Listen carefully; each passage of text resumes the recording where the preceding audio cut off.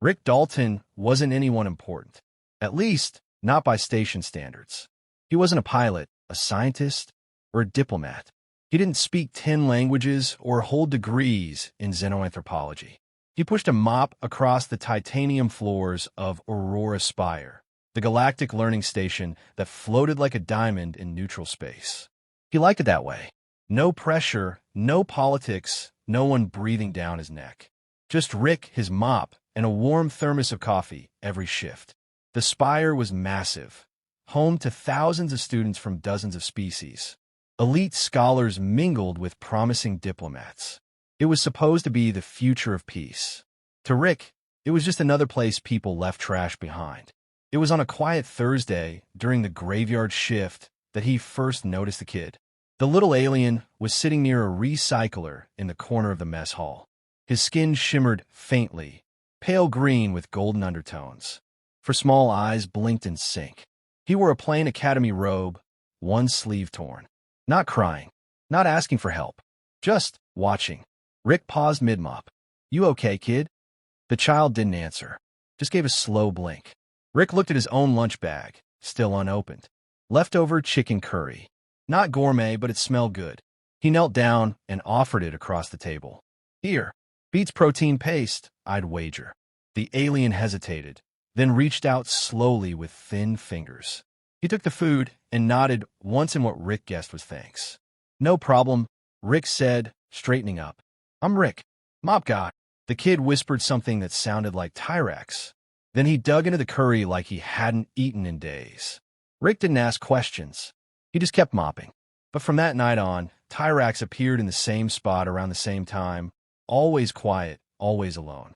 Rick started bringing extra food, soups, rolls, once even a slice of his mother's banana bread from home. Tyrax never spoke much, but his eyes softened, his shoulders relaxed. Rick told him stories, dumb stuff from Earth, like how his dog once swallowed a wrench, or how people used to think aliens only came in flying saucers. The boy would let out a soft chitter, almost like laughter. Rick didn't think much of it. Plenty of kids on the spire didn't fit in. He figured maybe the boy was shy, or from a strict species that didn't approve of mixing. No one else seemed to notice the kid at all, until the following Thursday. Rick walked into work expecting to find the usual: sticky tables, spilled drinks, maybe a weird alien plant clogging the compost bin. Instead, the docking bay was surrounded by sleek black starships with golden markings.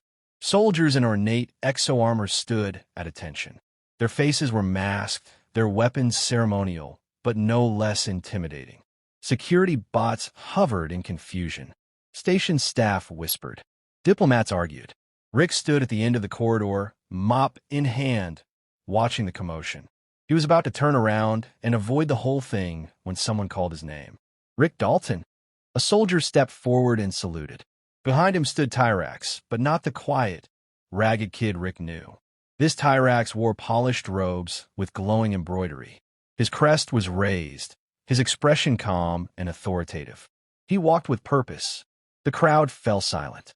Tyrax pointed to Rick and said, in perfect interlingua, "That is the one, the human who showed me respect when others did not. He shall be honored." Rick blinked. Honored for what? The soldiers knelt. The translator buzzed. "By decree of the Velxan Emperor, you are now guardian to the heir." Rick dropped his mop. What the hell is a Velxan? Rick sat on a cold bench in the station's administrative wing, still clutching his mop like a shield. His mind reeled. Guardian to the heir? Soldiers bowing? And Tyrax, quiet little Tyrax, turning out to be the heir to an alien empire? Security officers, diplomats, and staff bustled nervously around him. Most avoided eye contact. Others stared, whispering behind their hands. A Velxan honor guard stood nearby, unmoving. 8 feet tall, insectoid, their armor glinted gold and black under the corridor lights. Their compound eyes never blinked. Rick tried to keep his breathing steady. He'd faced clogged toilets and plasma pipe leaks, but this was way above his pay grade. Tyrax entered the chamber again, this time without guards.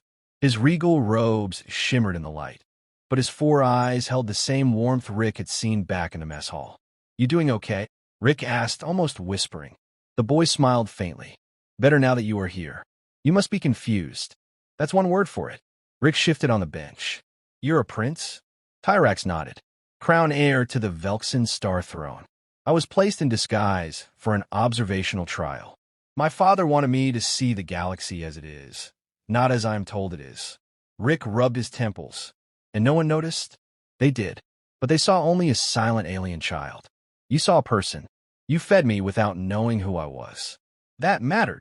Before Rick could respond, a shimmering hologram lit the chamber. A projection of a massive figure appeared. Humanoid in shape, but radiant and crystalline, with a voice that resonated inside Rick's bones.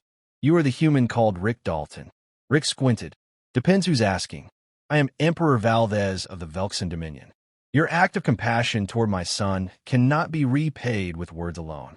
You have shown what even our finest fail to teach, the strength of simple dignity. Rick scratched his head. All I did was give a kid lunch. And that, Guardian, is why you are now invited to the throne world. Rick froze. Wait, invited? Tyrax stepped forward.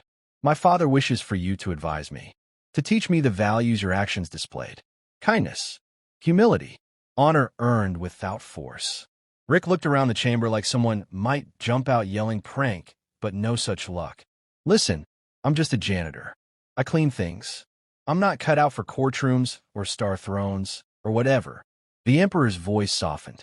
That is precisely why you are needed. You have no ambition, no political filters, only perspective. Tyrax looked up at him. Please come. I don't trust many, but I trust you. The words hit hard. Rick had been invisible for so long, ignored by station brass, passed over for promotions, spoken over in every meeting. He never minded much, but someone looking up to him, needing him? He sighed, staring at the mop still in his hands. Can I bring this? Tyrax tilted his head. The mop. It's lucky. Tyrax smiled. Then yes, Guardian Rick. Bring the mop.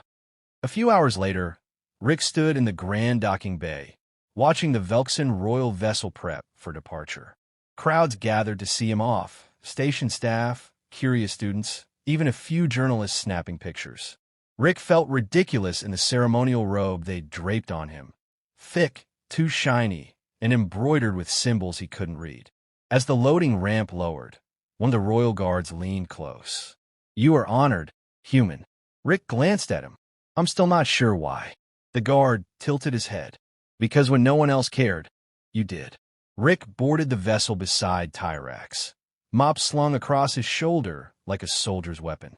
As the doors closed behind them and the ship lifted into the stars, Rick couldn't help but mutter under his breath. This is the weirdest week of my life. The throne world of Velxen Prime sparkled like a living jewel beneath the ship's viewport. Its surface a vast lattice of glowing forests, floating palaces, and luminous rivers of bioluminescent sap. As Rick stood beside Tyrax, mop in hand, he muttered, You sure this isn't a dream? Tyrax gave a rare smile. No, but I understand the confusion. The royal cruiser descended gracefully, its engines whisper quiet, into a landing cradle shaped like a coiled orchid. Hundreds of armored guards saluted as the ramp extended. Rick hesitated, but Tyrax took his hand and guided him down.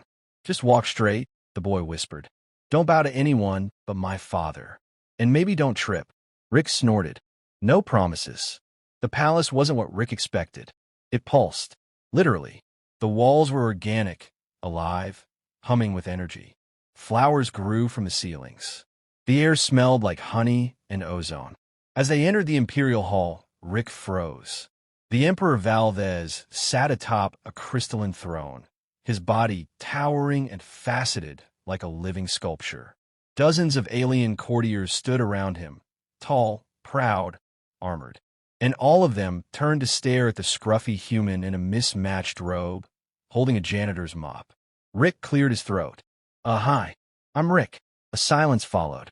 Then, Valdez's telepathic voice echoed in the room. You are welcome, Rick of Earth. This court has much to learn from one such as you. Rick raised an eyebrow. You sure?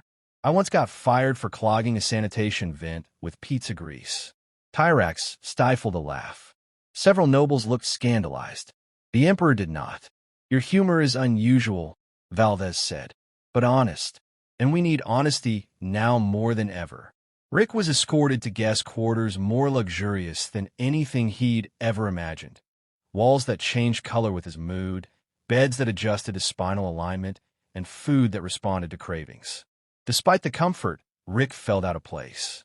He wasn't royalty. He wasn't wise. He was just a guy who tried to be decent when no one was watching. The next morning, a formal court session was convened. Rick stood beside Tyrax on a raised dais, facing alien nobility from across the Empire. A debate raged. Should the Empire continue isolating itself from lesser species, or was it time to open diplomatic relations, especially with Earth? One noble, tall and cloaked in green feathers, sneered. This human knows nothing of galactic affairs. Why should we listen to a custodian? Rick didn't flinch. You shouldn't, he said plainly. Not because I'm a janitor, but because this isn't about me. It's about your heir. He gestured to Tyrax. I didn't help him to win favor. I helped him because no kid should sit alone, hungry, while the world walks past. The room quieted. You're all wrapped up in power and pride. But if your future emperor wants to understand a galaxy, he needs to see it from the ground up.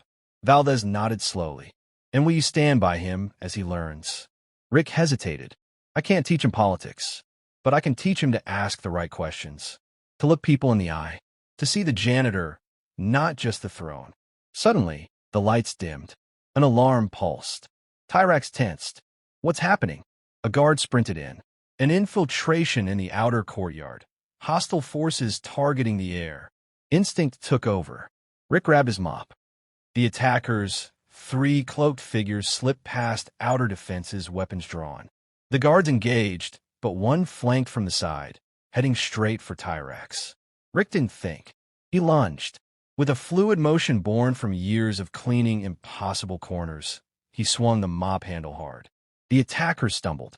Rick yanked a decorative curtain from the wall and wrapped it around the alien, twisting and pinning him like a judo master with a stick. The other 2 were subdued by guards seconds later. Breathing heavily, Rick turned to Tyrax. You all right, kid? Tyrax nodded, eyes wide. You saved me. Rick shrugged. Used to be pretty fast in Janitor Dodgeball League. Later, Valdez spoke again. You acted without hesitation, without training. Only care. You have proven your worth, Guardian. Rick looked at his mop, stained and broken at the handle. Can I get a new one of these? He asked. You may have anything, Valdez replied. But more than that, you have our trust. Rick stood alone on a balcony carved from living crystal, overlooking the sprawling city of Velxen Prime. Below, glowing transport pods drifted like fireflies between towers. Above, twin moons bathed the sky in violet light. He took a slow sip from a steaming cup of something the locals called Jaran nectar. It tasted like honey and black coffee had a baby. Inside the palace, officials whispered, nobles plotted, and guards scanned every corner for danger. But Rick wasn't thinking about politics.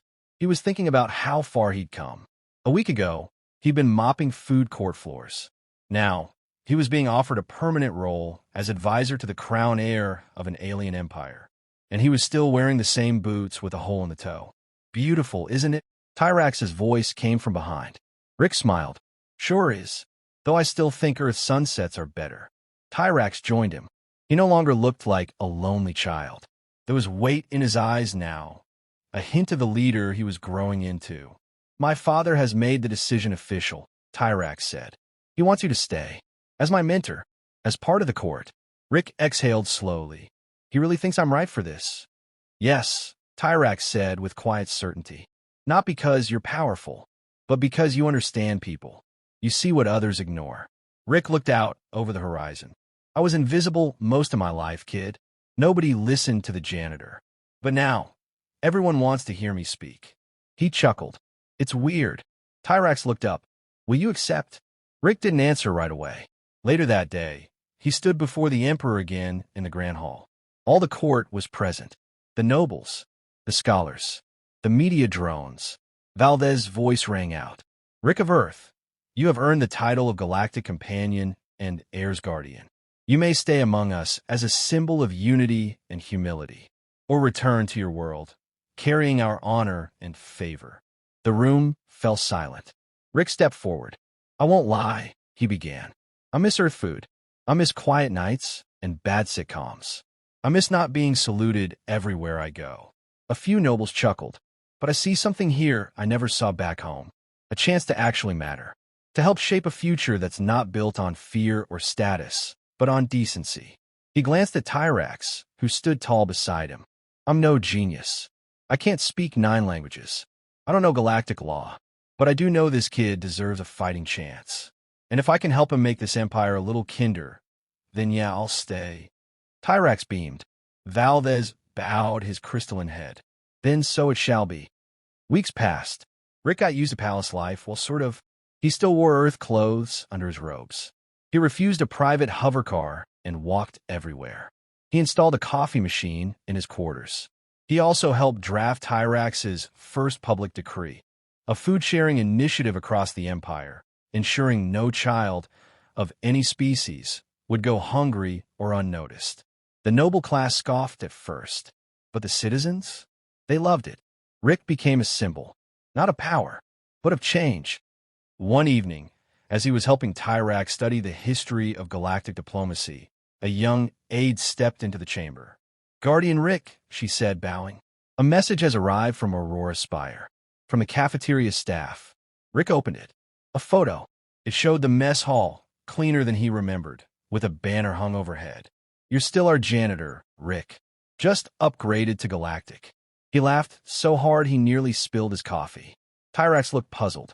Was that a compliment? "Oh yeah, kid. The best kind." Later that night, Rick stood once more on the balcony. The city sparkled beneath him. Tyrax stood beside him, holding a data pad. "You never told me why you always kept the mop," Tyrax said. Rick looked at it, leaning against the rail. The same beat-up tool from his first day on the station.